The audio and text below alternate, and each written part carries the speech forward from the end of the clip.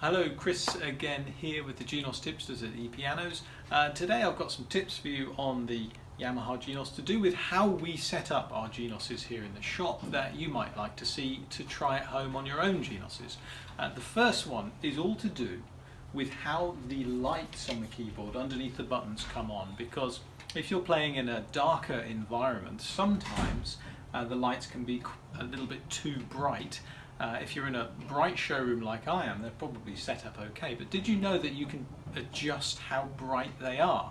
Let me show you. Come up to the screen here, and if we go into the menu button on the top right here, and we go to menu 2, which, by the way, just an extra tip, if you press menu, it toggles between the two menu buttons here. I want to go to menu 2 and then go to utility, just here, and then go to this section that says display stroke touchscreen. If I then go to the arrow on the right hand side to button lamps, now just pan out a little bit, Max, so we can see the buttons, registration buttons, all of those up there. Do you see how they're going up and down?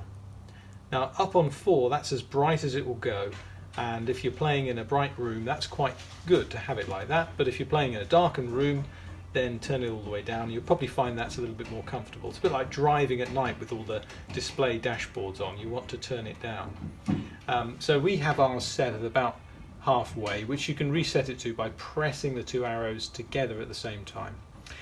The other thing I want to show you is a little bit different, and I wonder if you can spot it. If I turn off the menu, just watch what happens, the way the screen changes to the next one. Did you see that? You see the way that it's changing, and it's kind of turning into a little square. This is called a transition effect. Did you see it? If I was in transpose and then I turned it off, there'd be that little transition effect where the big screen sort of goes into a smaller one. Now, I prefer to go into utility, and here we're going to display touchscreen again, go up and go to transition effect. Now if we turn this off rather than on, which is its default state, now I turn it off, watch what happens. It's instant when it goes to the next screen. Did you see that? So I turn it off and it's instant, rather than when it's on you get this little transition. And I find that with transition effect off, it feels to me like changing between the menus, be it playlist or anything, the effect is actually seems to speed up the operation of the keyboard because there's no transition effect.